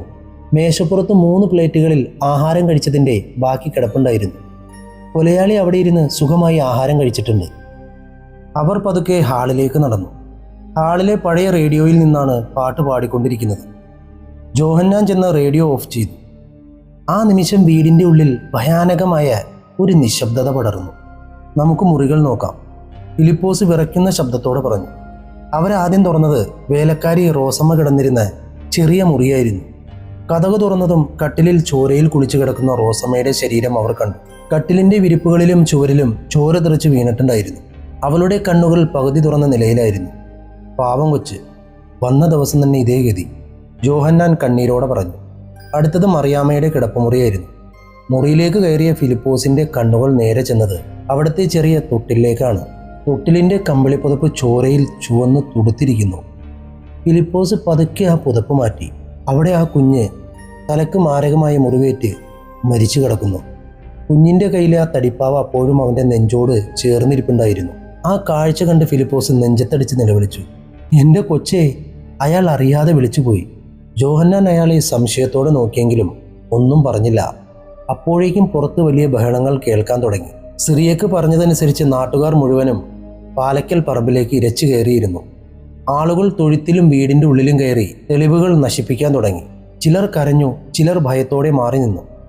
അരമണിക്കൂറിൻ്റെ ഉള്ളിൽ കോടമഞ്ഞ് പോലീസ് സ്റ്റേഷനിലെ ജീപ്പ് പാലക്കൽ പറമ്പിൻ്റെ മുന്നിലേക്ക് വന്നു. സബ് ഇൻസ്പെക്ടറും 2 കോൺസ്റ്റബിൾമാരുമാണ് ആദ്യമെത്തിയത്. ഇത്രയും വലിയൊരു കൂട്ടക്കൊലപാതകം കേരളത്തിൻ്റെ ചരിത്രത്തിൽ തന്നെ ആദ്യമായിട്ടായിരുന്നു. പോലീസ് വീടും പരിസരവും പരിശോധിക്കാൻ തുടങ്ങി. പക്ഷേ നാട്ടുകാർ കയറി നിരങ്ങിയതുകൊണ്ട് കൊലയാളിയുടെ കാൽപ്പാടുകളോ മറ്റ് തെളിവുകളോ കണ്ടെത്താൻ കഴിയാത്ത വിധം ക്രൈം സീൻ അലങ്കോലപ്പെട്ടിരുന്നു. തറവാടിൻ്റെ തട്ടിമ്പുറം പരിശോധിച്ച പോലീസ് ഞെട്ടിപ്പോയി. അവിടെ ഒരു മനുഷ്യന് ദിവസങ്ങളോളം താമസിക്കാനുള്ള എല്ലാ സജ്ജീകരണങ്ങളും ഉണ്ടായിരുന്നു. കുറച്ച് ഭക്ഷണ സാധനങ്ങൾ, കുറച്ച് ബീഡിക്കുറ്റികൾ, ഒരു പഴയ കമ്പിളി. കൊലയാളി കൃത്യം നടത്തുന്നതിന് ദിവസങ്ങൾ മുമ്പ് തന്നെ ആ തട്ടിമ്പുറത്ത് വന്ന് ഒളിച്ചു താമസിച്ചിരുന്നു. തങ്ങളുടെ തലയ്ക്ക് മുകളിൽ ഒരു കാലൻ ഒളിച്ചിരിപ്പുണ്ടെന്ന് ആ കുടുംബം അറിഞ്ഞിരുന്നില്ല. പോലീസ് തറവാടിൻ്റെ മുകളിലെ മേൽക്കൂരയിലെ മാറ്റിമറിച്ച ഓടുകൾ കണ്ടെത്തി. അതിലൂടെ നോക്കിയാൽ തൊഴുത്തും പറമ്പും കൃത്യമായി കാണാം. അതായത് വർക്കിയും കുടുംബവും എപ്പോഴാണ് പുറത്തിറങ്ങുന്നത് എന്ന് കൃത്യമായി നിരീക്ഷിച്ച ശേഷമാണ് കൊലയാളി അവരെ ഓരോരുത്തരെയായി തൊഴുത്തിലേക്ക് വിളിച്ചു വരുത്തി കൊലപ്പെടുത്തിയത്. പക്ഷേ ചോദ്യം ഇതായിരുന്നു, ആരാണ് ആ കൊലയാളി? ഇത്രയും ക്രൂരമായി ഒരു കുടുംബത്തെ മുഴുവനും ഇല്ലാതാക്കാൻ മാത്രം അവരോട് എന്ത് പകയായിരുന്നു അയാൾക്ക്? നാട്ടുകാർക്കിടയിൽ പലവിധ സംശയങ്ങൾ ഉയരാൻ തുടങ്ങി. ആളുകൾ പരസ്പരം സംശയത്തോടെ നോക്കാൻ തുടങ്ങി. കോടമഞ്ഞ് ഗ്രാമത്തിൻ്റെ സമാധാനം എന്നേക്കുമായി നഷ്ടപ്പെട്ടിരിക്കുന്നു. പാലക്കൽ പറമ്പിലെ ചോരമണം കോടമഞ്ഞ് ഗ്രാമത്തിൻ്റെ അതിരുകളും കടന്ന് കേരളമാകെ പടർന്നു. ഒരു കുടുംബത്തിലെ 6 പേരെ പിഞ്ചു കുഞ്ഞടക്കം തറവാട്ടിൽ കയറി വെട്ടി നിരത്തിയെന്ന വാർത്ത മാധ്യമങ്ങൾ വലിയ പ്രാധാന്യത്തോടെയാണ് പുറത്തുവിട്ടത്. പ്രാദേശിക പോലീസിന് ഈ കേസിൻ്റെ സങ്കീർണത കൈകാര്യം ചെയ്യാൻ കഴിയില്ലെന്ന് മനസ്സിലാക്കിയ സർക്കാർ കേസന്വേഷണം പ്രത്യേക അന്വേഷണ സംഘത്തിന് കൈമാറി. അങ്ങനെയാണ് DYSP മാത്യു തോമസ് കോടമഞ്ഞിലേക്ക് എത്തുന്നത്. ക്രൈം ഇൻവെസ്റ്റിഗേഷനിൽ 20 വർഷത്തെ പരിചയസമ്പത്തുള്ള പൂർണ്ണ ബുദ്ധിമാനായ ഒരു ഉദ്യോഗസ്ഥനായിരുന്നു മാത്യു. അയാൾ പാലക്കൽ പറമ്പിലെത്തുമ്പോൾ തറവാടിന് ചുറ്റും കനത്ത പോലീസ് കാവലുണ്ടായിരുന്നു. മാത്യു നേരെ നടന്നത് കൊലപാതകങ്ങൾ നടന്ന തൊഴുത്തിലേക്കാണ്. അവിടെ ഇപ്പോഴും ഈച്ചകൾ വട്ടമിട്ട് പറക്കുന്നുണ്ടായിരുന്നു. ഉണങ്ങിപ്പിടിച്ച ചോരയുടെ കറുത്ത പാടുകൾ തറയിലെ വൈക്കോലിൽ പടർന്നു കിടക്കുന്നുണ്ടായിരുന്നു. എന്തൊക്കെയാണ് ലോക്കൽ പോലീസ് കണ്ടെത്തിയത്? മാത്യു കൂടെ ഉണ്ടായിരുന്ന ഇൻസ്പെക്ടർ സുരേഷിനോട് ചോദിച്ചു. സാർ, ലോക്കൽ പോലീസ് എത്തുന്നതിന് മുമ്പ് തന്നെ നാട്ടുകാർ ഈ ക്രൈം സീൻ മുഴുവനും ചവിട്ടി മെതിച്ചു. അതുകൊണ്ട് വ്യക്തമായ വിരലടയാളങ്ങളോ കാൽപ്പാടുകളോ കിട്ടിയിട്ടില്ല. ഇൻക്വസ്റ്റ് നടപടികൾ പൂർത്തിയാക്കി ഡെഡ് ബോഡികൾ കോട്ടയം മെഡിക്കൽ കോളേജിലേക്ക് പോസ്റ്റ്മോർട്ടത്തിന് അയച്ചിട്ടുണ്ട്. കൊലപാതകം നടന്നിട്ട് ചുരുങ്ങിയത് 4 ദിവസമായി എന്നാണ് ഡോക്ടർമാരുടെ പ്രാഥമിക നിഗമനം, സുരേഷ് വിശദീകരിച്ചു. മാത്യു തറവാടിൻ്റെ ഉള്ളിലേക്ക് നടന്നു. അടുക്കളയിലെ തണുത്തുറഞ്ഞ കഞ്ഞിപ്പാത്രവും ഹാളിലെ പഴയ റേഡിയോയും അയാൾ സൂക്ഷ്മമായി നിരീക്ഷിച്ചു. ഒരു കാര്യം വ്യക്തമാണ് സുരേഷ്, മാത്യു തൻ്റെ മീശ തിരുമ്മിക്കൊണ്ട് പറഞ്ഞു. ഇതൊരു സാധാരണ കവർച്ചാ കേസല്ല. വീടിൻ്റെ അലമാരകളൊന്നും തകർക്കപ്പെട്ടിട്ടില്ല. ഏലിയാമ്മച്ചിയുടെയും മറിയാമ്മയുടെയും ദേഹത്തുണ്ടായിരുന്ന സ്വർണ്ണാഭരണങ്ങൾ അങ്ങനെ തന്നെയുണ്ട്. വീട്ടിൽ സൂക്ഷിച്ചിരുന്ന പണവും നഷ്ടപ്പെട്ടിട്ടില്ല. ഇതൊരു കടുത്ത വ്യക്തിവൈരാഗ്യമാണ്, അല്ലെങ്കിൽ മറ്റെന്തോ നിഗൂഢമായ ലക്ഷ്യം. സാർ, നാട്ടുകാർ പറയുന്നത് ഈ വീടിന് ചില അവിഹിത ബന്ധങ്ങളുടെ കഥകൾ പറയാനുണ്ടെന്നാണ്, സുരേഷ് പതുക്കെ പറഞ്ഞു. അപവാദങ്ങൾ അന്വേഷണത്തെ വഴിതെറ്റിക്കും സുരേഷ്. നമുക്ക് തെളിവുകളിലാണ് വിശ്വാസം. കൊലയാളി ഉപയോഗിച്ച ആയുധം കണ്ടെത്തിയോ? ഇല്ല സാർ, പറമ്പിലും തോട്ടത്തിലും തിരച്ചിൽ നടത്തിയെങ്കിലും മാരകായുധങ്ങളൊന്നും കണ്ടെത്തിയില്ല. വർക്കിയുടെ വടിവാൾ വീടിൻ്റെ ഉള്ളിൽ തന്നെയുണ്ട്. അതിൽ ചോരപ്പാടുകളുമില്ല. മാത്യു തറവാടിൻ്റെ മധ്യഭാഗത്തുള്ള മരകോണിയിലൂടെ മുകളിലെ തട്ടിമ്പുറത്തേക്ക് കയറി. അവിടെ കൊലയാളി ഉപേക്ഷിച്ചു പോയ ബീഡിക്കുറ്റികളും കുറച്ച് ഭക്ഷണത്തിൻ്റെ കഷ്ണങ്ങളും അയാൾ കണ്ടു. തട്ടിമ്പുറത്ത് ഇരുണ്ട മൂലയിൽ ടോർച്ചടിച്ച് നോക്കിയ മാത്യുവിൻ്റെ കണ്ണുകൾ ഒരു പ്രത്യേക സ്ഥലത്ത് ഉടക്കി നിന്നു. മേൽക്കൂരയിലെ വലിയ മരത്തൂണിൻ്റെ ഇടയിൽ ഒരു തുണിപ്പൊതി തിരികെ വെച്ചിട്ടുണ്ടായിരുന്നു. മാത്യു പതുക്കെ ആ പൊതി പുറത്തെടുത്തു. മലിനമായ ഒരു തോർത്തുമുണ്ട്. അതഴിച്ചപ്പോൾ ഉള്ളിൽ ഒരു കനത്ത ഇരുമ്പ് കൈക്കോടാലി. അതിൻ്റെ മൂർച്ചയുള്ള വശങ്ങളിലും പിടിയിലും ചോര കട്ടപിടിച്ച് കറുത്ത നിറമായി മാറിയിട്ടുണ്ടായിരുന്നു.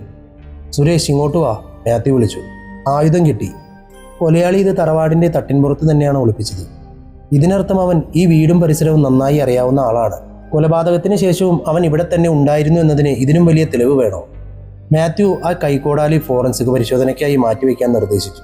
തറവാട്ടിൽ നിന്നും താഴേക്കിറങ്ങുമ്പോൾ അയാൾ മനസ്സിൽ ഉറപ്പിച്ചു, ഈ തറവാട്ടിലെ രഹസ്യങ്ങൾ അറിയാവുന്ന, കുടുംബവുമായി അടുത്ത ബന്ധമുള്ള ആരോ ഒരാളാണ് ഈ ക്രൂരതയ്ക്ക് പിന്നിൽ.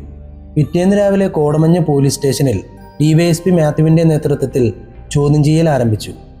ആദ്യമായി സ്റ്റേഷനിലേക്ക് വിളിച്ചു വരുത്തിയത് ഡെഡ് ബോഡികൾ ആദ്യമായി കണ്ട അയൽക്കാരനായ ഫിലിപ്പോസിനെയായിരുന്നു. ഫിലിപ്പോസ് ഭയത്തോടെയാണ് മാത്യുവിൻ്റെ മുന്നിലിരുന്നത്. അയാളുടെ മുഖത്ത് ഉറക്കമില്ലായ്മയുടെ ലക്ഷണങ്ങൾ പ്രകടമായിരുന്നു. ഫിലിപ്പോസ്, നിങ്ങളാണ് പാലക്കൽ തറവാട്ടിലെ മൃതദേഹങ്ങൾ ആദ്യം കണ്ടതല്ലേ? മാത്യു ശാന്തമായി ചോദിച്ചു. അതെ സാർ, 4 ദിവസമായി ആരെയും പുറത്ത് കാണാത്തത് കൊണ്ട് അന്വേഷിച്ചു ചെന്നതാ. പക്ഷേ ലോക്കൽ പോലീസിൻ്റെ റിപ്പോർട്ടിൽ ഒരു കാര്യമുണ്ട്. നിങ്ങൾ തൊഴുത്തിൻ്റെ കതക് വളരെ എളുപ്പത്തിലാണ് തുറന്നതെന്ന് ജോഹന്നാൻ മൊഴി തന്നിട്ടുണ്ട്. സാധാരണക്കാരെങ്കിലും വീട്ടുകാരെ കാണാതായാൽ ആദ്യം വീടിൻ്റെ വാതിലല്ലേ മുട്ടുക? നിങ്ങൾ എന്തുകൊണ്ടാണ് നേരെ തൊഴുത്തിലേക്ക് പോയത്? മാത്യുവിൻ്റെ ചോദ്യം ഒരു അമ്പ് പോലെ ഫിലിപ്പോസിൻ്റെ നേരെ പാഞ്ഞു ചെന്നു. ഫിലിപ്പോസ് ഒന്ന് പരിങ്ങി. അത് സാർ, പശുക്കൾ കരയുന്ന ശബ്ദം കേട്ടതുകൊണ്ടാണ് ഞാൻ അങ്ങോട്ട് പോയത്. ശരി, മറിയാമ്മയുടെ ചെറിയ മകൻ, അവൻ നിങ്ങളുടെ ചോരയാണെന്ന് നാട്ടിൽ സംസാരമുണ്ടല്ലോ, അത് സത്യമാണോ? മാത്യുവിൻ്റെ കണ്ണുകൾ ഫിലിപ്പോസിൻ്റെ മുഖത്തേക്ക് കൂർത്തു നിന്നു. ഫിലിപ്പോസ് തല താഴ്ത്തി. അയാളുടെ കണ്ണുകളിൽ നിന്നും കണ്ണുനീർ ഒലിച്ചിറങ്ങി. സാർ, ഞാൻ മറിയാമ്മയെ സ്നേഹിച്ചിരുന്നു. അവളുടെ ഭർത്താവ് മരിച്ചതിന് ശേഷം അവൾക്ക് ആകെ ഉണ്ടായിരുന്ന ആശ്വാസം ഞാനായിരുന്നു.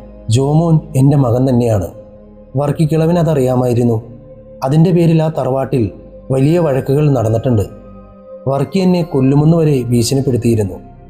അപ്പോൾ വർക്കിയെ ഇല്ലാതാക്കാൻ നിങ്ങൾക്ക് കൃത്യമായ കാരണമുണ്ട് അല്ലേ? മാത്യു ശബ്ദം ഘടിപ്പിച്ചു. കൊലപാതകം നടന്ന ഏപ്രിൽ 1 രാത്രി നിങ്ങൾ എവിടെയായിരുന്നു? ഞാൻ വീട്ടിൽ തന്നെ ഉണ്ടായിരുന്നു സാർ. എൻ്റെ ഭാര്യയോട് ചോദിച്ചാൽ അറിയാം. നിങ്ങളുടെ ഭാര്യയോട് ഞങ്ങൾ ചോദിച്ചു ഫിലിപ്പോസ്. ഇൻസ്പെക്ടർ സുരേഷ് ഇടയ്ക്ക് കയറി പറഞ്ഞു. അന്ന് രാത്രി 10 മണിക്ക് ശേഷം നിങ്ങൾ വീട്ടിലുണ്ടായിരുന്നില്ലെന്നും പുലർച്ചെ വസ്ത്രങ്ങളെല്ലാം നനഞ്ഞ നിലയിലാണ് തിരികെ വന്നതെന്നും നിങ്ങളുടെ ഭാര്യ മൊഴി നൽകിയിട്ടുണ്ട്. ഫിലിപ്പോസിൻ്റെ മുഖം വിളറി വെളുത്തു. അയാൾ കസാരയിൽ നിന്നും എഴുന്നേൽക്കാൻ തുനിഞ്ഞു. അത് സാർ, ഞാൻ തോട്ടത്തിൽ കാട്ടുപന്നിയെ ഓടിക്കാൻ പോയതാ. കള്ളം പറയരുത് ഫിലിപ്പോസ്. മാത്യു മേശപ്പുറത്ത് ശക്തമായി അടിച്ചു. കൊലപാതകം നടന്നതിന് ശേഷമുള്ള ദിവസങ്ങളിൽ പാലക്കൽ തറവാട്ടിലെ പശുക്കൾക്ക് തീറ്റ കൊടുത്തതും അടുപ്പിൽ പുക ഉയർന്നതുമൊക്കെ നാട്ടുകാർ കണ്ടിട്ടുണ്ട്. മറിയാമ്മയോടുള്ള നിങ്ങളുടെ പ്രേമമൊടുവിൽ ആ കുടുംബത്തിൻ്റെ ആകെ നാശത്തിലാണോ കലാശിച്ചത്? നിങ്ങളെ ഞാൻ ഈ കേസിൽ അറസ്റ്റ് ചെയ്യുകയാണ്. ഫിലിപ്പോസിനെ ലോക്കപ്പിലേക്ക് മാറ്റാൻ മാത്യു ഉത്തരവിട്ടു. ഫിലിപ്പോസിന് കൊലപാതകത്തിൽ പങ്കുണ്ടെന്ന് താൽക്കാലികമായി ഉറപ്പിച്ചെങ്കിലും മാത്യുവിൻ്റെ മനസ്സിൻ്റെ ഒരു കോണിൽ എന്തോ ഒരു സംശയം ബാക്കിയുണ്ടായിരുന്നു. 6 പേരെ ഒരൊറ്റ രാത്രി കൊണ്ട് യാതൊരു ദയവുമില്ലാതെ വെട്ടിക്കൊല്ലാൻ ഫിലിപ്പോസിനെ പോലെയുള്ള സാധാരണ തോട്ടം മുതലാളിക്ക് കഴിയുമോ? പ്രത്യേകിച്ച് തൻ്റെ സ്വന്തം ചോരയായ കുഞ്ഞു ജോമോനെ അവൻ കൊലപ്പെടുത്തുമോ? അന്വേഷണം ഇനിയും മുന്നോട്ട് പോകേണ്ടതുണ്ടായിരുന്നു. ഫിലിപ്പോസിനെ അറസ്റ്റ് ചെയ്ത വാർത്ത കോടമഞ്ഞിൽ പരന്നതോടെ നാട്ടുകാർക്ക് ആശ്വാസമായി. പക്ഷേ DYSP മാത്യു തോമസ് പാലക്കൽ തറവാട്ടിലെ രേഖകൾ പരിശോധിക്കുന്ന തിരക്കിലായിരുന്നു. മറിയാമ്മയുടെ മുറിയിൽ നിന്ന് ലഭിച്ച ചില പഴയ കത്തുകളും ഫോട്ടോകളും അയാൾ മേശപ്പുറത്ത് നിരത്തിവെച്ചു. അതിലൊരു ഫോട്ടോ മറിയാമ്മയുടെ വിവാഹ ചിത്രമായിരുന്നു. സൈനിക വസ്ത്രം ധരിച്ചൊരു യുവാവ് അവളുടെ അരികിൽ നിൽക്കുന്നു. തോമസ്, നല്ല ഉയരമുള്ള, നല്ല ശക്തിയുള്ള ഒരു മനുഷ്യൻ. സുരേഷ്, ഈ തോമസിൻ്റെ മരണത്തെക്കുറിച്ച് എന്താണ് നാട്ടുകാർ പറയുന്നത്? മാത്യു ചോദിച്ചു.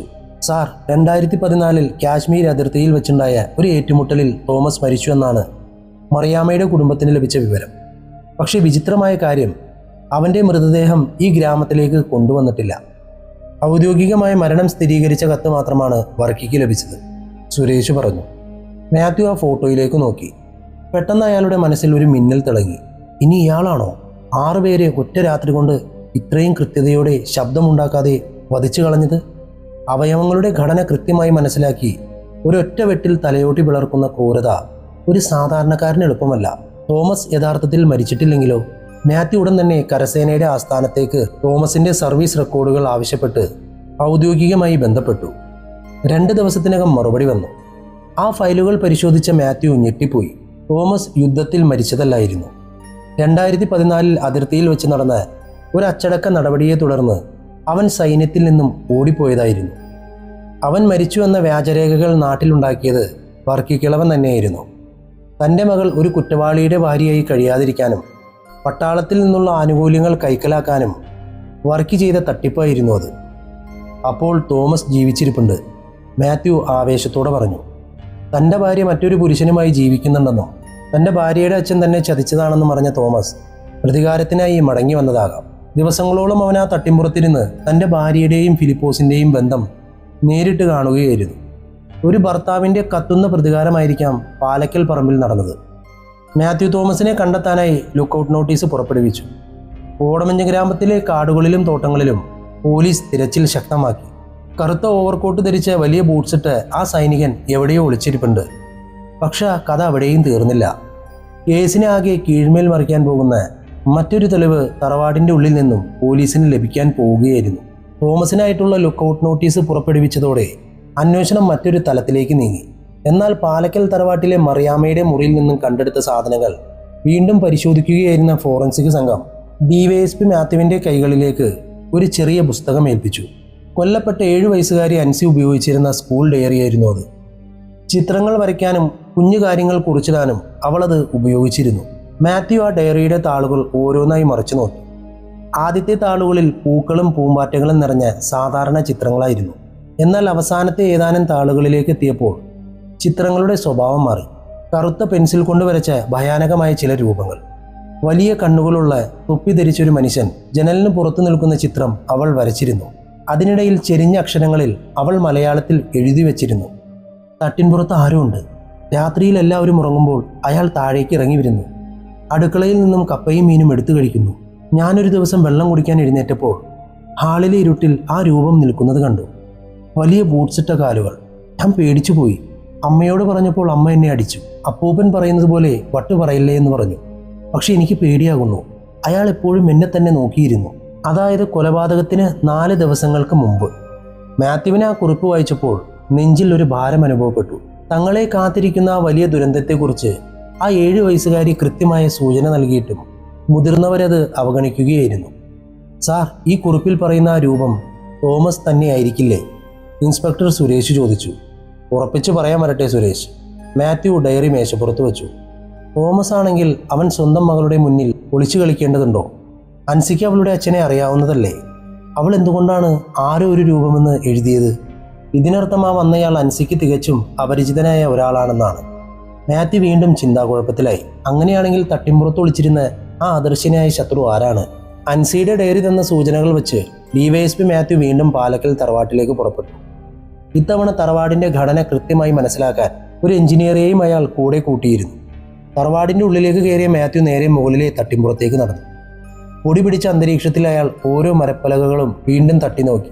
പെട്ടെന്ന് എഞ്ചിനീയർ തറയിലൊരു പ്രത്യേക പലകയിലേക്ക് വിരൽ ചൂണ്ടി. സാർ, ഈ പലകയുടെ വശങ്ങളിലെ മരപ്പണി പുതിയതാണ്.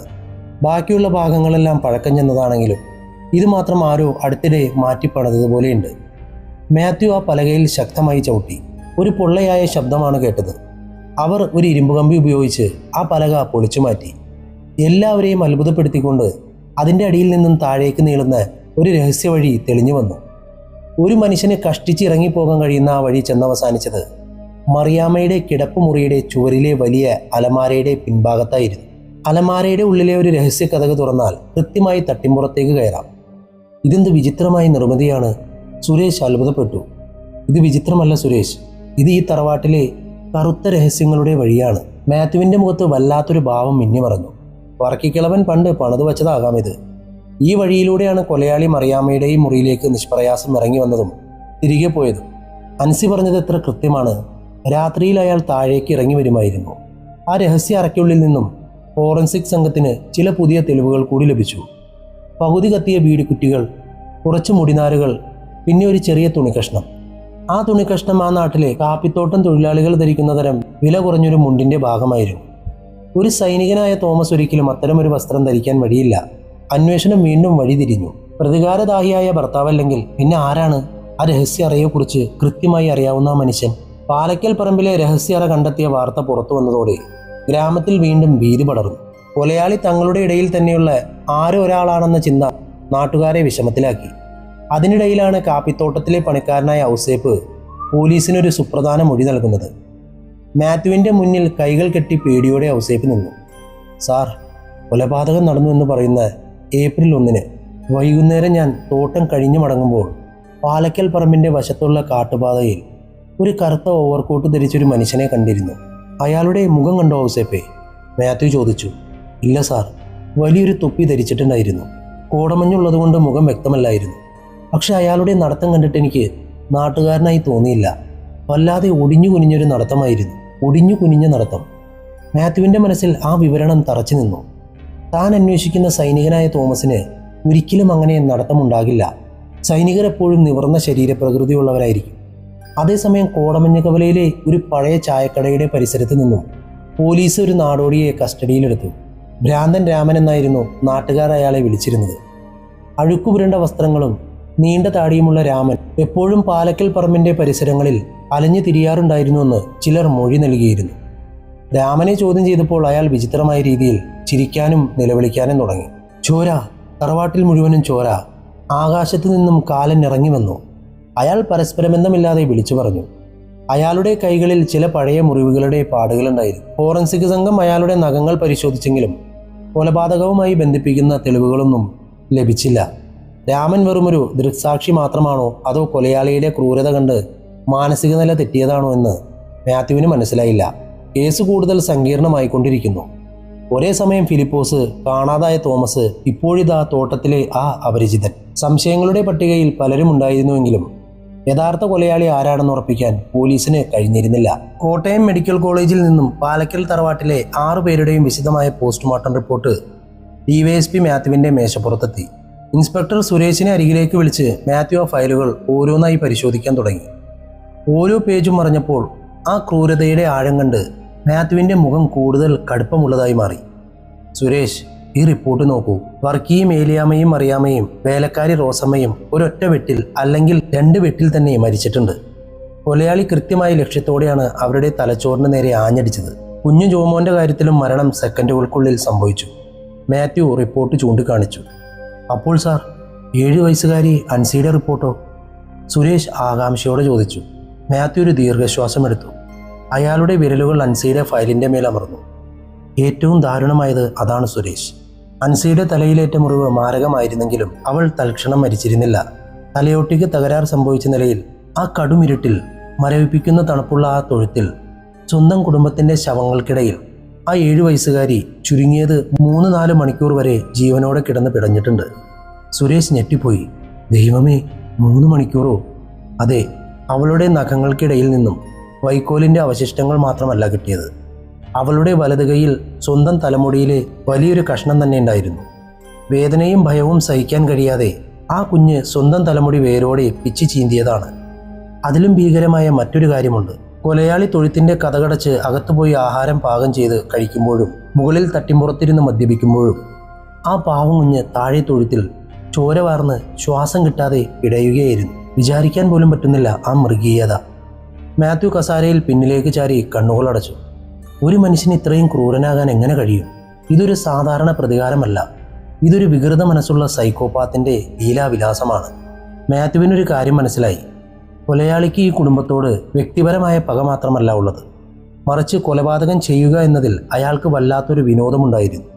പിറ്റേന്ന് രാവിലെ മാത്യു വീണ്ടും പാലക്കൽ തറവാട്ടിലെ സാമ്പത്തിക ഇടപാടുകളെക്കുറിച്ച് അന്വേഷിക്കാൻ തീരുമാനിച്ചു. വർക്കിക്കിളവൻ പിശുക്കനാണെങ്കിലും വലിയ സമ്പന്നനാണെന്ന് നാട്ടിൽ പരസ്യമായ കാര്യമായിരുന്നു. പലിശയ്ക്ക് പണം കൊടുക്കുന്ന പരിപാടിയും അയാൾക്കുണ്ടായിരുന്നു. മാത്യു തറവാട്ടിലെ രേഖകൾ സൂക്ഷിച്ചിരുന്ന അലമാരകൾ വീണ്ടും പരിശോധിച്ചു. വർക്കിയുടെ ഡയറിയിൽ പണം കടം വാങ്ങിയ പലരുടെയും പേരുകളുണ്ടായിരുന്നു. കവലയിലെ പല വ്യാപാരികളും തോട്ടം തൊഴിലാളികളും വർക്കിക്ക് പണം കൊടുക്കാനുണ്ടായിരുന്നു. സുരേഷ്, ഈ ലിസ്റ്റിലുള്ള എല്ലാവരെയും അടിയന്തരമായി സ്റ്റേഷനിലേക്ക് വിളിപ്പിക്കും. മാത്യു ഉത്തരവിട്ടു. അന്ന് ഉച്ചയോടെ 10ഓളം ആളുകൾ സ്റ്റേഷനിൽ ഹാജരായി. വർക്കിയിൽ നിന്നും വൻതുക കടം വാങ്ങി തിരിച്ചടയ്ക്കാൻ കഴിയാതെ ബുദ്ധിമുട്ടിയിരിക്കുന്നവരായിരുന്നു ഭൂരിഭാഗവും. അവരിൽ പലർക്കും വർക്കിയോട് കടുത്ത ദേഷ്യവും ഉണ്ടായിരുന്നു. കാരണം പണം മുടങ്ങുമ്പോൾ വർക്കി അവരുടെ വീട്ടിൽ ചെന്ന് സ്ത്രീകളുടെ മുന്നിൽ വെച്ച് അപമാനിക്കാറുണ്ടായിരുന്നു. പക്ഷേ അവരെയെല്ലാം വിശദമായി ചോദ്യം ചെയ്തപ്പോഴും കൊലപാതകം നടന്ന രാത്രിയിൽ അവരെല്ലാം കൃത്യമായി മറ്റൊരു സ്ഥലത്തായിരുന്നു എന്ന തെളിവുണ്ടായിരുന്നു. മാത്രമല്ല വീടിൻ്റെ ഉള്ളിൽ സൂക്ഷിച്ചിരുന്ന വർക്കിയുടെ രഹസ്യപ്പെട്ടിയിൽ നിന്നും 1,00,000-ഓളം രൂപയും മറിയാമ്മയുടെ 10 പവൻ സ്വർണ്ണാഭരണങ്ങളും പോലീസിന് സുരക്ഷിതമായി ലഭിച്ചിരുന്നു. ഇവിടെയാണ് കേസ് വീണ്ടും കുടുങ്ങുന്നത് സുരേഷ്. മാത്യു ചിന്താകുഴപ്പത്തോടെ പറഞ്ഞു.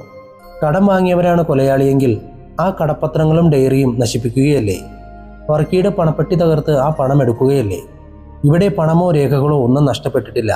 അപ്പോൾ കൊലയാളിയുടെ ലക്ഷ്യം പണമല്ല, പകരം മറ്റെന്തോ ആണ്. അന്വേഷണം വീണ്ടും ഒരു കനത്ത മതിലിൽ തട്ടി നിൽക്കുകയാണ്. തെളിവുകളെല്ലാം ഉണ്ടായിരുന്നു, എന്നാൽ അവയൊന്നും ഒരു കൃത്യമായ പ്രതിയിലേക്ക് വിരൽ ചൂണ്ടുന്നുണ്ടായിരുന്നില്ല. ആഴ്ചകളും മാസങ്ങളും കടന്നുപോയി. കേസ് തെളിയിക്കാൻ കഴിയാത്തതിൽ പോലീസിന് മേൽ മാധ്യമങ്ങളുടെയും ജനങ്ങളുടെയും കടുത്ത സമ്മർദ്ദമുണ്ടായിരുന്നു. ഒടുവിൽ സാഹചര്യ തെളിവുകളുടെയും ഭാര്യയുടെ മൊഴിയുടെ അടിസ്ഥാനത്തിൽ പോലീസ് അറസ്റ്റ് ചെയ്ത ഫിലിപ്പോസിനെ പ്രതിയാക്കിക്കൊണ്ട് കുറ്റപത്രം സമർപ്പിച്ചു. കോടതിയിൽ വിചാരണ ആരംഭിച്ചപ്പോൾ നാട് മുഴുവൻ പാലക്കൽ പറമ്പ് കേസിന്റെ വിധി കേൾക്കാൻ തടിച്ചുകൂടി. മറിയാമ്മയുമായുള്ള അവിഹിത ബന്ധവും കുഞ്ഞു ജോമോന്റെ പിതൃത്വവും വർക്കിയുടെ ഭീഷണിയുമെല്ലാം പ്രോസിക്യൂഷൻ കോടതിയിൽ അക്കമിട്ട് നിരത്തി. എന്നാൽ ഫിലിപ്പോസിന്റെ വക്കീൽ അതിശക്തമായ വാദങ്ങളാണ് ഉന്നയിച്ചത്. യുവർ ഓണർ, ഫിലിപ്പോസിന് മറിയാമ്മയോടും സ്വന്തം മകനായ ജോമോനോടും കടുത്ത സ്നേഹമുണ്ടായിരുന്നു. വർക്കിയെ കൊല്ലാൻ ഫിലിപ്പോസിന് കാരണമുണ്ടായിരിക്കാം. പക്ഷേ സ്വന്തം ചോരയായ 2.5 വയസ്സുകാരൻ കുഞ്ഞിനെ ഫിലിപ്പോസ് ഇത്രയും ദാരുണമായി വധിക്കുമെന്ന് ഈ കോടതി വിശ്വസിക്കുന്നുണ്ടോ? മാത്രമല്ല, കൊലപാതകം നടന്നതിന് ശേഷമുള്ള 4 ദിവസവും കൊലയാളി ആ വീട്ടിൽ താമസിച്ച് ആഹാരം പാകം ചെയ്ത് കഴിച്ചു എന്നാണ് പോലീസ് പറയുന്നത്. ഫിലിപ്പോസിന് സ്വന്തമായി ഒരു കുടുംബവും കുട്ടികളും ഉള്ളതാണ്. അവൻ 4 ദിവസം സ്വന്തം വീട്ടിൽ പോകാതെ ഈ പ്രേതാലയത്തിൽ ശവങ്ങളോടൊപ്പം കഴിഞ്ഞു എന്ന് പറയുന്നത് യുക്തിക്ക് നിരക്കുന്നതാണോ? പ്രതിഭാഗം വക്കീലിന്റെ ചോദ്യങ്ങൾക്ക് മുന്നിൽ പോലീസിന് കൃത്യമായ ഉത്തരമുണ്ടായിരുന്നില്ല. തട്ടിൻപുറത്ത് നിന്നും കിട്ടിയ കൈക്കോടാലിയിൽ ഫിലിപ്പോസിന്റെ ഫിംഗർ പ്രിന്റ് ഉണ്ടായിരുന്നില്ല. തുണിക്കഷ്ണവും ബീഡിക്കുട്ടികളും ഫിലിപ്പോസിൻ്റെതാണെന്ന് തെളിയിക്കാൻ ഫോറൻസിക്കിന് കഴിഞ്ഞതുമില്ല. മാസങ്ങൾ നീണ്ട വിചാരണയ്ക്കൊടുവിൽ കോടതി വിധി പ്രസ്താവിച്ചു. സംശയത്തിന്റെ ആനുകൂല്യം നൽകി ഫിലിപ്പോസിനെ കോടതി കുറ്റവിമുക്തനാക്കി. യഥാർത്ഥ കൊലയാളി ആരാണെന്ന് പോലീസിന് കണ്ടെത്താൻ കഴിഞ്ഞിട്ടില്ലെന്ന് കോടതി നിരീക്ഷിച്ചു. ജയിൽ മോചിതനായെങ്കിലും നാട്ടുകാരുടെ സംശയനോട്ടങ്ങൾ സഹിക്കാൻ കഴിയാതെ ഫിലിപ്പോസ് തന്റെ കുടുംബത്തോടൊപ്പം ആ ഗ്രാമം വിട്ടുപോയി. കേസ് ഔദ്യോഗികമായി വഴിമുട്ടി. ഡിവൈഎസ്പി മാത്യു തോമസിന്റെ കരിയറിലെ ഏറ്റവും വലിയ പരാജയമായി മാറി പാലക്കൽ പറമ്പ് കേസ്. അധികം വൈകാതെ മാത്യു സർവീസിൽ നിന്നും വിരമിക്കുകയും ചെയ്തു. വർഷങ്ങൾ അതിവേഗം കടന്നുപോയി. 10 വർഷങ്ങൾക്ക് ശേഷം അപ്പോഴേക്കും പാലക്കൽ പറമ്പെന്ന ആ തറവാട് കാടുകയറി നശിച്ചിരുന്നു. കോടമഞ്ഞ് ഗ്രാമത്തിലെ ആളുകൾ ആ വഴി നടക്കാൻ പോലും ഭയപ്പെട്ടു. പ്രേതബാധയുള്ള വീടെന്ന പേര് അതിന് വീണു കഴിഞ്ഞിരുന്നു. രാത്രികാലങ്ങളിൽ ആ പറമ്പിൽ നിന്നും കുട്ടികളുടെ കരച്ചിലും ബൂട്ട്സിട്ട കാലടികളുടെ ശബ്ദവും കേൾക്കാമെന്ന് പലരും പറഞ്ഞു വരുത്തി. തറവാടിന്റെ മേൽക്കൂരകൾ തകർന്നു വീണു. ചുമരുകളിൽ ആൽമരങ്ങൾ മുളച്ചുപൊന്തി. വർക്കിയുടെ അകന്ന ബന്ധുക്കൾ ആ പറമ്പ് വിൽക്കാൻ ശ്രമിച്ചെങ്കിലും ആരും അത് വാങ്ങാൻ തയ്യാറായില്ല. ഒടുവിൽ ഗ്രാമപഞ്ചായത്ത് ഇടപെട്ട് ആ അപകടാവസ്ഥയിലായ തറവാട് പൂർണ്ണമായും പൊളിച്ചു നീക്കാൻ ഉത്തരവിട്ടു. തറവാട് പൊളിക്കുന്ന ദിവസം നാട്ടുകാർ വലിയൊരു കൂട്ടമായി അവിടെ തടിച്ചുകൂടിയിരുന്നു. ഇറ്റാച്ചി വന്ന ആ പഴയ തടിച്ചുമരുകളും മേൽക്കൂരയും ഇടിച്ചു നിരത്തി. തറവാടിന്റെ മധ്യഭാഗത്തെ ആ പഴയ മരകോണിയും തട്ടിൻപുറവും തകർന്നു വീണപ്പോൾ അതിന്റെ ഉള്ളിൽ നിന്നും ഇരുമ്പ് കൊണ്ടുള്ള ഒരു ചെറിയ പെട്ടി താഴേക്ക് തെറിച്ചു വീണു. മണ്ണിൽ പൂണ്ടുപോയ ആ പെട്ടി പണിക്കാരെടുത്ത് മാറ്റിവെച്ചു. അത് തുരുമ്പെടുത്ത് നശിച്ച അവസ്ഥയിലായിരുന്നു. അതേസമയം കോട്ടയത്തെ തന്റെ വിശ്രമ ജീവിതത്തിൽ കഴിഞ്ഞിരുന്ന വൃദ്ധനായ മുൻ ഡിവൈഎസ്പി മാത്യു തോമസിന് ഒരു ഫോൺ കോൾ വന്നു. കോടമഞ്ഞ് സ്റ്റേഷനിലെ ഇപ്പോഴത്തെ SI ആയിരുന്നു അത്. സാർ, പാലക്കൽ തറവാടിന്ന് പൊളിച്ചു മാറ്റി. അവിടുത്തെ തട്ടിമ്പുറത്തിന്റെ അവശിഷ്ടങ്ങൾക്കിടയിൽ നിന്നും ഒരു പഴയ ഇരുമ്പ് പെട്ടി കിട്ടിയിട്ടുണ്ട്. അതിൻ്റെ ഉള്ളിൽ കുറേ കത്തുകളും ഒരു പഴയ ഡയറിയുമുണ്ട്. അത് സാറിനെ കാണിക്കുന്നത് നന്നായിരിക്കുമെന്ന് എനിക്ക് തോന്നി. മാത്യുവിൻ്റെ ഉള്ളിൽ വർഷങ്ങൾക്ക് മുമ്പ് അണഞ്ഞുപോയ ആ അന്വേഷണത്തിന്റെ തീപ്പൊരി വീണ്ടും ആളിക്കത്തി. നീ അത് ആർക്കും കൊടുക്കരുത് സുരേഷ്. അപ്പോഴേക്കും പണ്ടത്തെ സുരേഷ് പ്രമോഷനൊക്കെയായി അവിടെ തന്നെ ഉണ്ടായിരുന്നു. ഞാൻ നാളെ തന്നെ അങ്ങോട്ട് വരുന്നുണ്ട്. പാലക്കൽ പറമ്പിലെ ആ കറുത്ത രഹസ്യം അതിൻ്റെ അവസാന അധ്യായത്തിലേക്ക് നീങ്ങുകയാണ്. പിറ്റേന്ന് രാവിലെ കോടമഞ്ഞ് ഗ്രാമത്തിലെ വിനോദസഞ്ചാര കേന്ദ്രത്തിലെ ഒരു പഴയ റിസോർട്ടിലിരുന്ന് മാത്യു ആ തുരുമ്പിച്ച് ഇരുമ്പുകെട്ടി തുറന്നു. ഉള്ളിൽ ചിതലെടുത്ത ചില കടലാസുകൾ, ഒരു പഴയ തുകൽ ഡയറിയും ഉണ്ടായിരുന്നു. മാത്യു വിറയ്ക്കുന്ന കൈകളോടെ ആ ഡയറി തുറന്നു. അത് വർക്കിക്കിളവിൻ്റെ ഡയറി ആയിരുന്നില്ല, അത് മറിയാമ്മയുടെ ഡയറി ആയിരുന്നു. അവൾ തൻ്റെ രഹസ്യങ്ങൾ എഴുതി വച്ചിരുന്ന പുസ്തകം. മാത്യു അതിൻ്റെ അവസാന താളുകളിലേക്ക് നോക്കി. മാർച്ച് മാസം, അതായത് ആ പഴയ കാലത്തെ തീയതി. മറിയാമ്മ എഴുതിയ വരികൾ വായിച്ച മാത്യുവിൻ്റെ കണ്ണുകൾ അത്ഭുതം കൊണ്ട് തള്ളിപ്പോയി. ഹൃദയമിടിപ്പ് നിലക്കുന്നത് പോലെ തോന്നി. ഡയറിയിലെ വരികൾ ഇതായിരുന്നു: എൻ്റെ ഭർത്താവ് തോമസ് മരിച്ചുവെന്ന് അപ്പൻ എന്നെ വിശ്വസിപ്പിച്ചു. പക്ഷേ കഴിഞ്ഞ മാസം ടൗണിൽ വെച്ച് ഞാൻ തോമസിൻ്റെ പഴയ സുഹൃത്ത് ആൻ്റണിയെ കണ്ടു. അപ്പോഴാണ് ഞാൻ അറിഞ്ഞത് തോമസ് മരിച്ചിട്ടില്ലെന്നും അപ്പൻ പട്ടാളത്തിലെ പണം തട്ടിയെടുക്കാൻ തോമസിനെ ചതിച്ചതാണെന്നും. തോമസ് ഇപ്പോൾ എവിടെയോ ഒളിച്ചു ജീവിക്കുകയാണ്. അപ്പനോടുള്ള പ്രതികാരം വീട്ടാൻ അവൻ വരുമെന്ന് എനിക്ക് ഉറപ്പായിരുന്നു. പക്ഷേ 3 ദിവസങ്ങൾക്ക് മുമ്പ് എൻ്റെ ജീവിതം തകർത്ത ആ സത്യം ഞാൻ തിരിച്ചറിഞ്ഞു. അൻസിയുടെ ഡയറിയിൽ അവൾ വരച്ച ആ രൂപം തോമസ് ആയിരുന്നില്ല. ഈ തറവാടിൻ്റെ തട്ടിൻപുറത്ത് രഹസ്യമായി വന്ന് താമസിക്കുന്നത് മറ്റാരുമല്ല, അത് എൻ്റെ അപ്പൻ വർക്കിയുടെ ആദ്യത്തെ ഭാര്യയിലുണ്ടായ മയക്കുമരുന്നിന് അടിമയായ മാനസിക നില തെറ്റിയ മൂത്ത മകൻ യോഹന്നാനാണ്. അവൻ ജയിലിൽ നിന്നും ചാടി വന്നിരിക്കുന്നു. അപ്പൻ അവനെ ചെറുപ്പത്തിൽ ക്രൂരമായി പീഡിപ്പിക്കുകയും വീട് വിട്ട് ഓടിക്കുകയും ചെയ്തതാണ്. അപ്പനോടും ഈ കുടുംബത്തോടും അവന് കടുത്ത ഭ്രാന്തമായ പകയുണ്ട്. അവനാണ് ആ തട്ടിമ്പുറത്തിരിക്കുന്നത്. അപ്പനവനെ പേടിയാണ്. എനിക്ക് മനസ്സിലായി കഴിഞ്ഞു അത്. അവൻ ഞങ്ങളെ എല്ലാവരെയും കൊല്ലും. അവൻ എന്നെ നോക്കി ക്രൂരമായി ചിരിക്കുന്നുണ്ട്. ഞങ്ങൾക്ക് ഇവിടെ നിന്നും രക്ഷപ്പെടാൻ കഴിയില്ല. മാത്യു ഡയറിയിൽ നിന്നും തലയുയർത്തി ജനലിലൂടെ പുറത്തെ കോടമഞ്ഞിലേക്ക് നോക്കി. യോഹന്നാൻ വർക്കിയുടെ മൂത്ത മകൻ. നാട്ടുകാർക്കോ പോലീസിനോ അങ്ങനെ ഒരു മകൻ വർക്കിക്കുള്ളതായി അറിയില്ലായിരുന്നു. കാരണം വർഷങ്ങൾക്ക് മുമ്പ് വർക്കി അവനെ തല്ലിച്ചതച്ച് നാടുകടത്തുകയും അവൻ മരിച്ചുപോയെന്ന് നാട്ടുകാരെ വിശ്വസിപ്പിക്കുകയും ചെയ്തതായിരുന്നു. തൻ്റെ അച്ഛൻ തന്നോട് ചെയ്ത ക്രൂരതയ്ക്ക് പകരം വീട്ടാൻ തറവാടിൻ്റെ അവകാശിയായി വന്ന യോഹന്നാൻ ആ തട്ടിമ്പുറത്ത് ഒളിച്ചിരുന്നു. അവൻ തൻ്റെ അച്ഛനെയും അമ്മയെയും സഹോദരിയെയും അവരുടെ മക്കളെയും യാതൊരു ദയയുമില്ലാതെ കൊന്നൊടുക്കി. അതിനുശേഷം സ്വന്തം തറവാടെന്ന ഭ്രാന്തമായ ചിന്തയോടെ ആ ശവങ്ങൾക്കൊപ്പം 4 ദിവസം ആ വീട്ടിൽ താമസിച്ചു. ആഹാരം പാകം ചെയ്ത് സുഖമായി ജീവിച്ചു. സാർ, അപ്പോൾ യോഹന്നാൻ ഇപ്പോൾ എവിടെയുണ്ടാകും? സുരേഷ് ഭയത്തോടെ ചോദിച്ചു. മാത്യു പതുക്കെ എഴുന്നേറ്റു. അവൻ എങ്ങോട്ടും പോയിട്ടില്ല സുരേഷ്. ഈ കേസിൽ നമ്മൾ ആദ്യം ചോദ്യം ചെയ്ത് കൊലപാതകം കണ്ട് ഭ്രാന്തനായി കവലയിൽ അലഞ്ഞു തിരിഞ്ഞു നടന്ന ആ ഭ്രാന്തൻ രാമൻ ഓർമ്മയുണ്ടോ? അത് രാമനായിരുന്നില്ല, അത് യോഹന്നാനായിരുന്നു.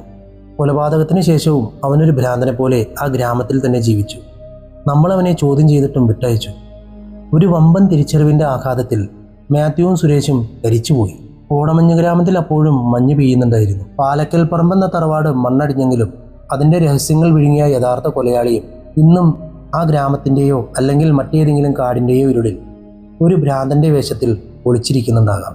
അങ്ങനെ ഈ കഥ അവസാനിച്ചിരിക്കുന്നു. സ്വന്തം അച്ഛൻ പണ്ട് മനഃപൂർവ്വം ചെയ്ത തെറ്റിൻ്റെ ഫലമായി ഒരു കുടുംബം മുഴുവനും നശിച്ചുപോയി. എന്താ പറയുക, വല്ലാത്തൊരു കഥ തന്നെ അല്ലേ?